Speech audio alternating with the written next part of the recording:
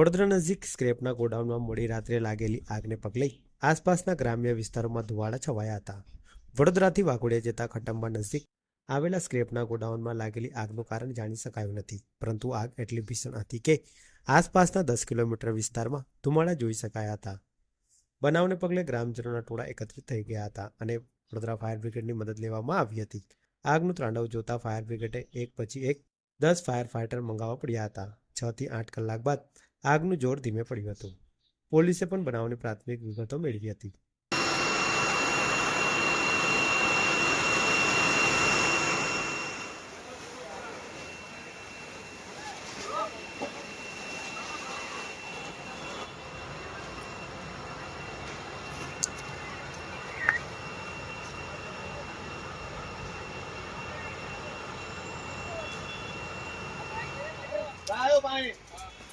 दो आदमी को बुला लो, 2 आदमी को भेजो इधर।